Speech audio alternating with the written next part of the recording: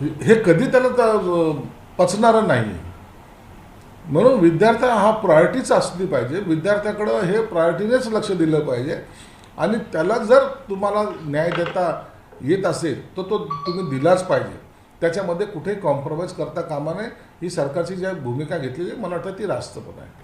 राहुल गांधी सांगतात की तुम्ही आमच्या तरुण पिढीच्या जंतर मंतरवर सीजेपीचं विद्यार्थी आंदोलन कायम आहे. आज या आंदोलनाचा 4था दिवस आहे. जंतर मंतरवर येणाऱ्यांचा ओघ मात्र त्यामुळे सुरूच आहे. नागपूर पुण्यातून जाणाऱ्यांची मोठी संख्या पाहायला मिळते. अधिक अपडेट घेऊयात. आपले प्रतिनिधी थेट जंतर मंतरवरून शुभम उमाळे आपल्याशी जोडले गेलेले आहेत. शुभम, काय सध्याची परिस्थिती? कानाकोपऱ्यातून आता आंदोलक येऊ लागलेत.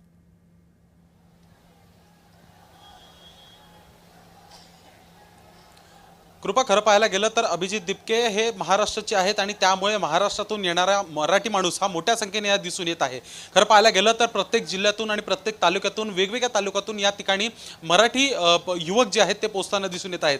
मी स्वतः 25 जणांसोबत बोललेलो आहे. कोण लातूर, नागपूर, मुंबईमधनं देखील मोठ्या संख्येने आहेत. पुण्यावरनं देखील या ठिकाणी पोहोचलेले आहेत. कोकणामधनं देखील 3 युवक मला या ठिकाणी भेटले होते. अशामध्येच महाराष्ट्रातून येणाऱ्यांची संख्या ही मोठ्या प्रमाणात या ठिकाणी दिसून येत आहे. मी या प्रमुख चौकात आहे जंतर मंतरच्या. इकडचं दृश्य मी तुला दाखवतो. कशा पद्धतीने या ठिकाणी काही वेळ आधी आंदोलकांना पाठीमागे घेतलेलं आहे. त्यांना सांगितलंय एका विशिष्ट जागा तुम्हाला जी नेमून दिलेली आहे तुम्ही त्याच ठिकाणी तुमचं आंदोलन करा. आणखी काल मात्र याच चौकामध्ये संध्याकाळच्या वेळेस सौम्य लाठीचार्ज देखील झाला होता. त्यामुळे आज जागा जी आहे ती आंदोलनकर्त्यांसाठी दिल्ली पोलिसांनी कुठेतरी मागे केलेली आहे. मोठं पोलीस बळ हे आता या ठिकाणी तैनात झालेलं आहे. चारही बाजूला समजा पाहायला गेलं तर पोलीस दिसत आहेत, रॅपिड ॲक्शन फोर्स दिसत आहे, इंटेलिजन्सचे देखील काही लोक आज या ठिकाणी दिसत आहेत. तर इतकंच नाही तर मग नेमकी ही येणारे लोक कोण आहेत, हे किती विद्यार्थी आहेत, किती नीट परीक्षेसाठी उत्तीर्ण झालेले विद्यार्थी आहेत, नेमके कोण कोण आहेत, अशा पद्धतीचा आढावा हा देखील घेण्यात येत आहे.